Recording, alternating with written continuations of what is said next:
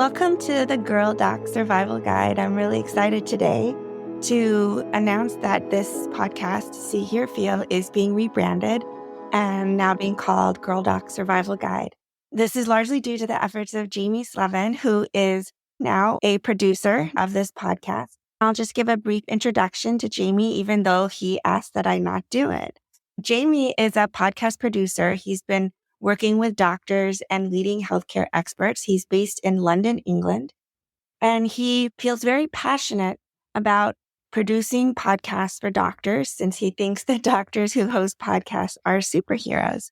I'm not sure I'm a superhero, but it's fun to think that I could be one. Jamie's been really instrumental in rebranding this podcast, working through what I'm really trying to do. Today, we're going to give you a little bit of a behind the scenes. So thank you to Jamie. Thank you for having me, first of all. This is a fun episode to do because obviously you host a bunch of these, but you haven't as of yet been in the spotlight in exactly the way we're going to have you today. You are guesting on your own show. As we rebrand to the Girl Doc Survival Guide, one of the things you're going to be talking a lot about is how doctors can manage themselves to go from just survival to legitimately thriving as physicians. And with that context, I want to ask, what made you initially interested in that as a topic? I would say because I've found times in my life just hugely stressful and wishing that it didn't necessarily have to feel that way. When you say incredibly stressful, what do you mean specifically? For anyone in healthcare, anyone, not just doctors, but I'll just speak about doctors since that's what I do. Medical school itself is very overwhelming. There's a whole new language, the medical language that you have to learn. And so it's not just language, but then you have to learn all of this knowledge attached to it. In general, people that want to become doctors, that go to medical school, they can handle the work. They have good brains in their heads. They can learn all this stuff, but it is still an endless amount of knowledge that you have to try to learn. And then in residency, even though you're now specializing in a smaller part of medicine as a whole, for me, dermatology, and then I did dermatopathology, it's still a huge amount of knowledge. I still don't know everything in dermatology by any means. I still don't know everything in dermatopathology, which is a smaller body of knowledge compared to dermatology as a whole. I still don't know it all. And I think for someone who is used to achieving at a high level, that in itself can be really hard. Just realize that you're set up for failure to begin with. You can't learn it all. You have to be able to say, how can I figure this out for the patient? Because that's the other factor that once you start on the clinical side of things in medical school and then go from there, there is a patient for whom this is all serving. That I think also puts pressure on because it's not just about learning something for yourself, but it's about learning it so that you can do it ideally perfectly for the patient so that there aren't any errors, so there aren't any bad outcomes. In reality, there is no perfection for a human being, at least, right? And for doctors who are human, there's no way to, first of all, to know it all. And there's no way to make the experience perfect for every patient, even though I think that would ultimately be the goal. So the knowledge and this striving for perfection for the sake of the patient, there is then the doctor's own life. So I got married after my fellowship and didn't want to have kids during training because I wanted to focus on training.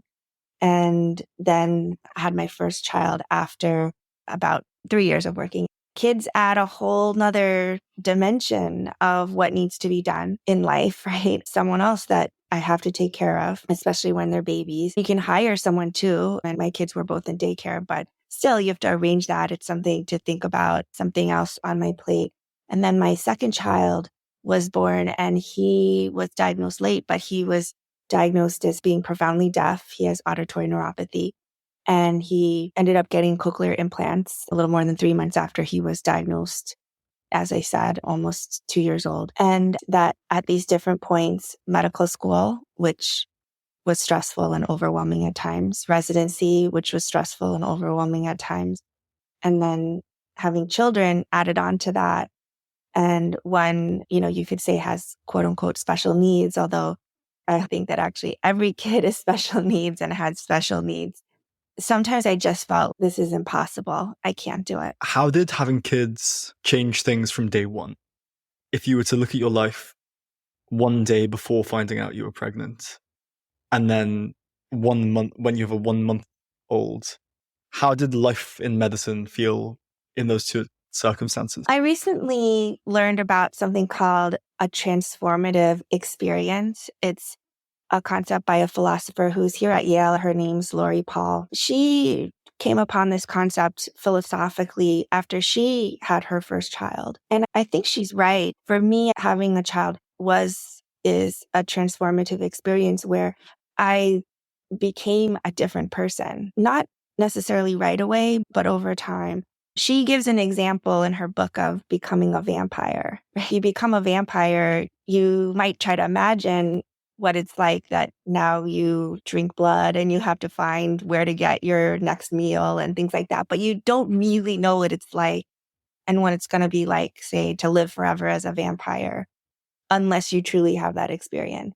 I think that was definitely true for me because I was very naive and I would actually say, without putting myself down, really stupid about it and had no idea what it would really be like to have a baby who was dependent on me. I don't have a big family, and so I was never really around babies. I never really saw someone on the day-to-day, all the little nitty-gritty of breastfeed or bottle feed the baby, and you have to wash those bottles, and then they take a nap, but maybe only for 30 minutes, and then all of a sudden you're back at it again 5 minutes after and feeding the baby again and then changing another diaper. And there was no time to take a shower. Sometimes it felt like there was no time to go to the bathroom.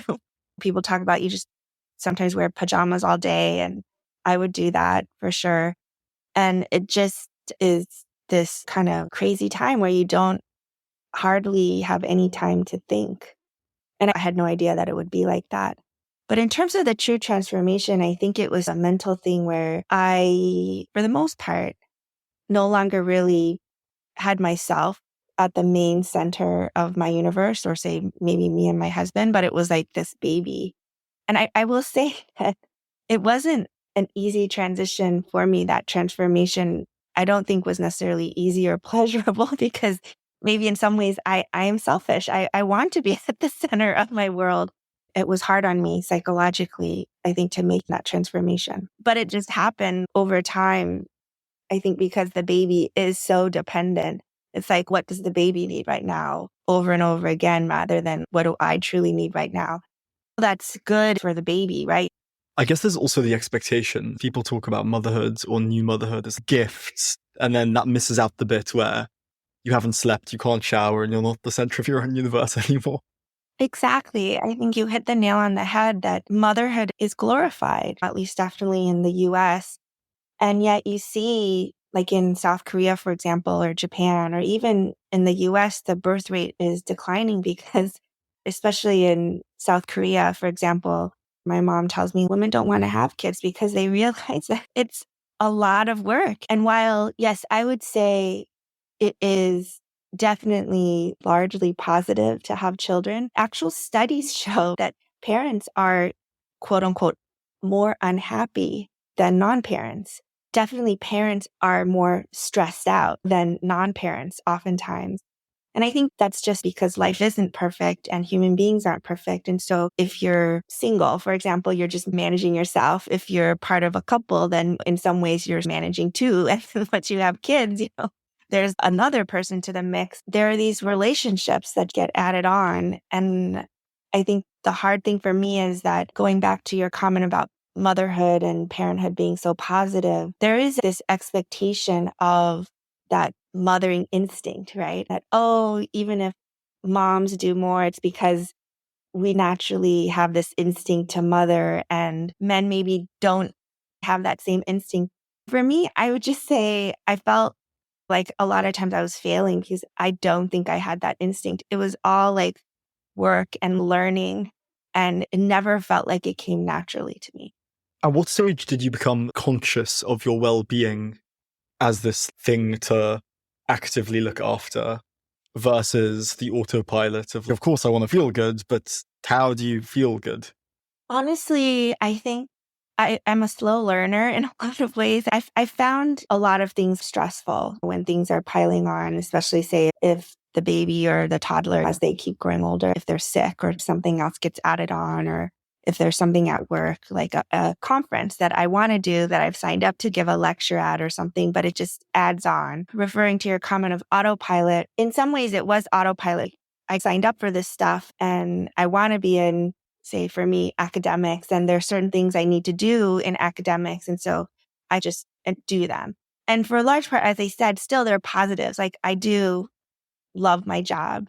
I do love my children. And so it's not like everything's a pain or a drag, but just when you feel like not everything is really fitting in 24 hours, then I think the first thing oftentimes that a lot of people do, but especially women, is what you might need as an individual woman is the first thing to go, right? Because what else can you give up? And I also felt for a long time that partially because I do love my job, that's my me time. And it's selfish to ask for more than that. So if I love my job, then that should be enough. So I think that really I just pushed through, and I'm lucky that I had enough reserves and had enough help to do that. But I think it was really the second transformative experience I had when my son was diagnosed as profoundly deaf.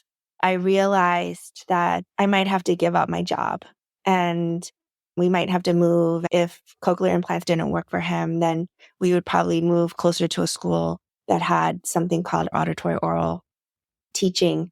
And so I figured I'd probably at least quit my job for the short term and focus on the move and his new school and learning sign language myself, thinking that I might never go back to being a doctor and doing what I do really love doing. It was like a crisis in my mind, but I absolutely was like, it's the right decision. I knew that was what I would have to do.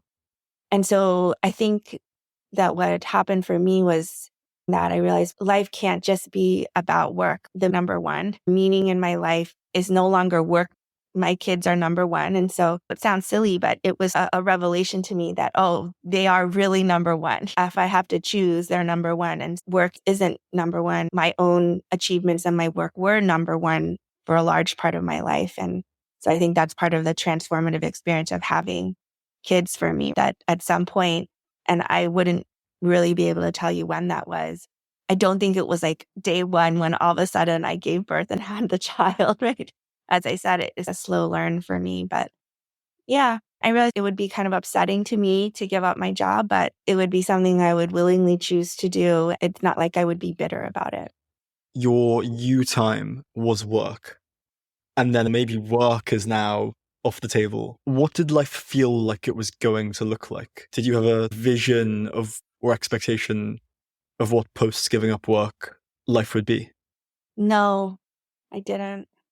But I think that also would have been a transformative experience for me to be a fully stay-at-home mom and not be working outside the home for a certain amount of time. I had never done that, and I wasn't sure what that would be like. Even during my maternity leaves, I was working on some papers, I was working on a book, things like that. All I knew was that I would be giving up something that I love, and I wasn't sure how that would really pan out, and maybe I'd be able to come back to it, but medicine moves at such a fast pace. I wasn't sure what would really happen. In that context, if someone said to you, oh, you do that podcast thing, what have you learned? What would your kind of back of the napkin answer be? One of the things I've learned is people don't have time. People really don't have time.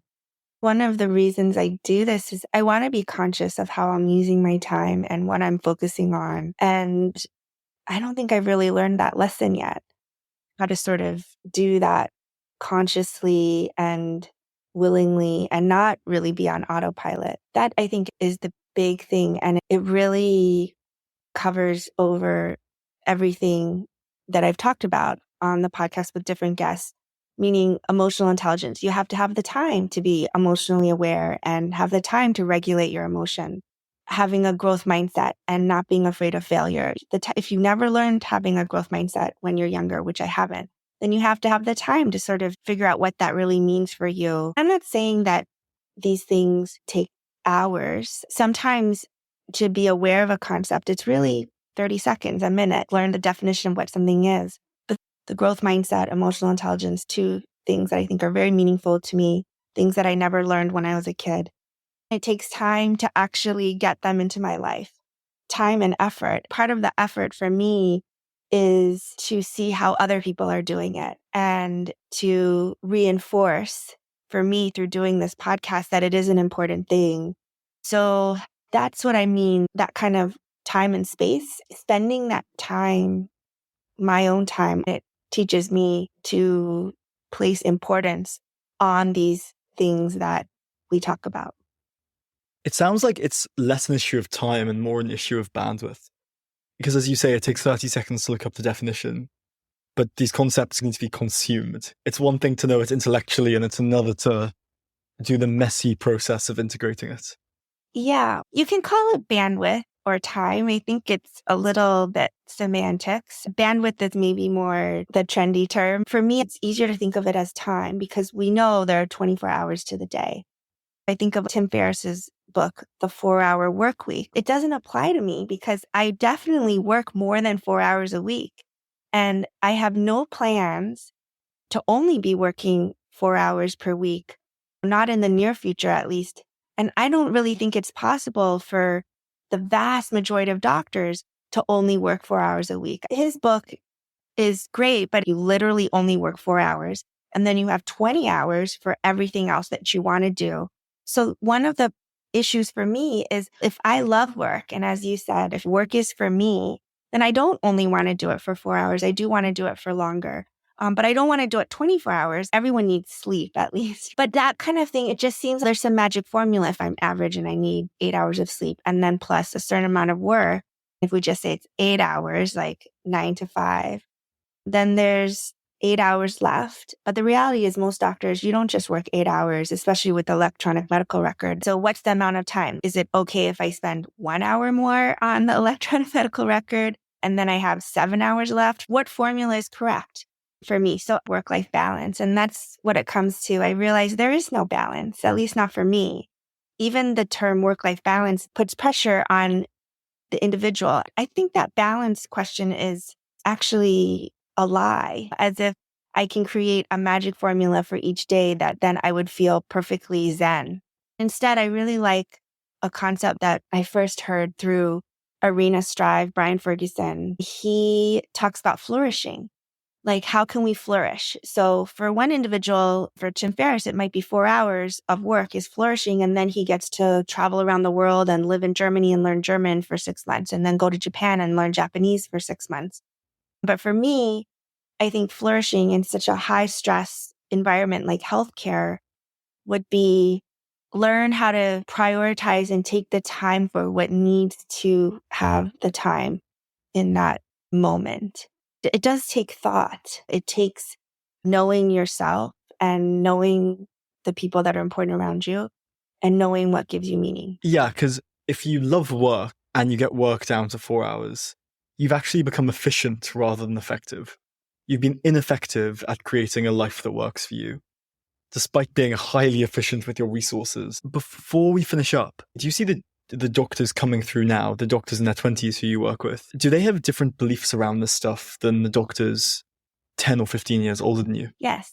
I have a lot to learn from the younger people in healthcare, the younger doctors. COVID was a transformational experience for all of us, right? But particularly that younger generation, they were in medical school or residency training, the hospitals, the clinics shut down. They also saw how there wasn't enough personal protective equipment. Hospitals, governments weren't really protecting healthcare workers. The younger generation really lived through that before necessarily maybe seeing the positives. I think there was no way for them to see that and not have it affect them and maybe transform the way they really see being a doctor. From my perspective, I think they're smarter than I ever was. They're smarter about being conscious of their time or their bandwidth and saying, well, this seems stupid. Like, why should I do that? They, in some ways, are doing things better and making healthcare better and ultimately a more humane place to be, and a more humane place for doctors will ultimately, I think, be a more humane place for patients. How receptive is institutional healthcare of that? I think it's trending towards being much more accepting of it. Jessie Gold will be on this podcast. She is director of wellness for the healthcare system in Tennessee, as well as the 5 University of Tennessee colleges, translating the wellness movement and thinking about the individual and what the individual needs from the college student level to healthcare, because it's all the same thing. My kids, who are even younger than the younger generation of doctors, they had social emotional learning, which I hadn't even heard of ever, from kindergarten. I don't consider myself that old, but I am old. Never learned these things. So even though that younger generation of doctors knows these things, and there are people like Jessie Gold, my generation never learned this stuff. And we do need it. We definitely need it, but we didn't learn it. And so we are part of this culture that is very inhumane. We have to become more aware of that and conscious of it and spend time or bandwidth or effort on changing this. Christine, I think that's a really nice place to leave it. Guests that we've got coming on are speaking exactly to that theme. Guests who are super cutting edge on changing physicians' approach to their own welfare. And I'm excited to see how it all goes. Yeah, absolutely. I'm definitely excited about the guests that are coming on. Jamie, as producer, has been reaching out to amazing individuals in healthcare, and I'm excited for everyone to come along on this journey with us. Thank you, Jamie. Thanks for doing this with me today. Appreciate it anytime.